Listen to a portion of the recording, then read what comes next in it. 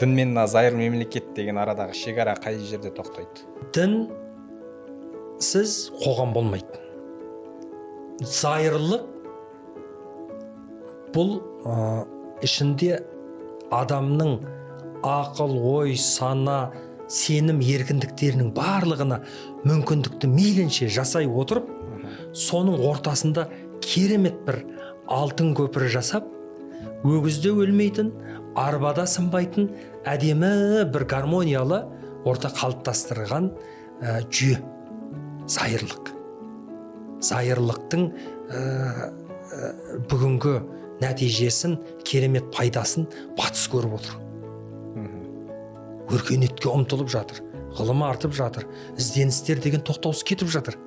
Зайырлық діндарлыққа қарама-қайшы болмады.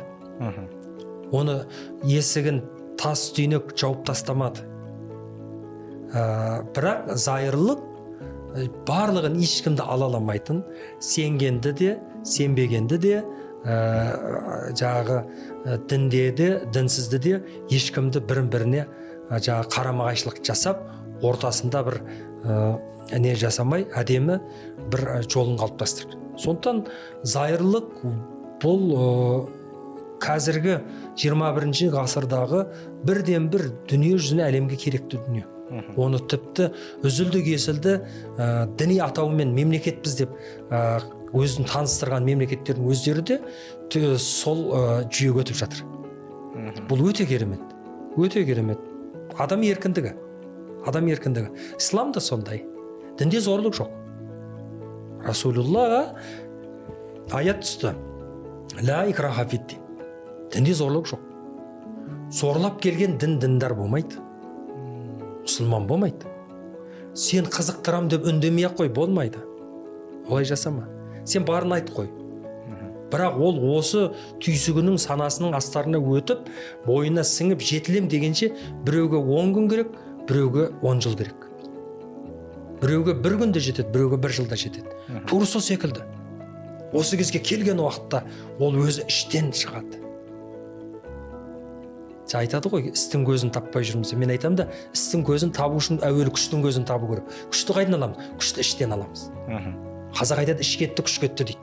Іште жатыр. Құдай тағала Құранда айтады, мен мына көкірек тұстарыңда не жасырып қойғансын бәрін білем дейді.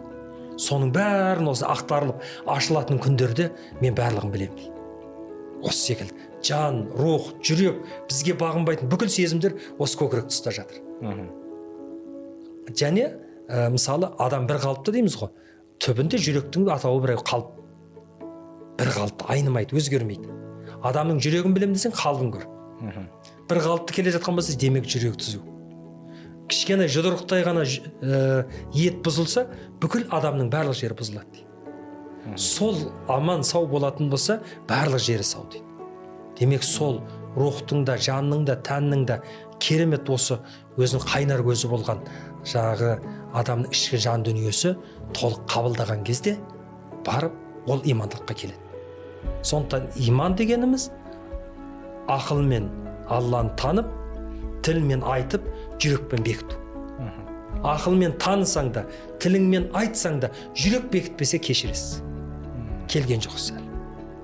Бұл жарықтық еш нәрсеге бағынбайды. Жүрекке әмір жүрмейді да, патша жүрек. Бұл өзі бекітеді. Өзінің мөрін басат пешат. Болды, ореке, бітті енді дейді. Айнымаймыз дейді. Соның үшін осы үшеуі міндетті түрде байланысып келіп барып, имандылыққа бет бұрады.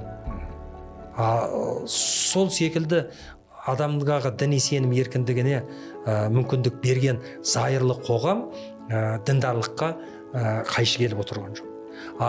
Діни сенімге мейлінше қатты кірісіп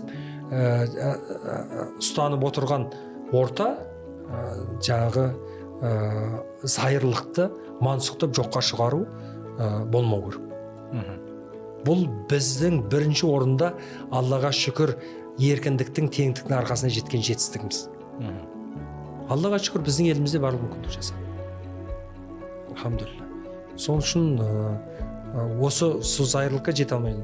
Өйткені оның астарында ашықтық, жариялық, жаңағы либералды, демократиялы деген секілді керемет негіздермерге не қылған құқықтық қоғам қалыптасқандықтан, демек ережелеріміз бар.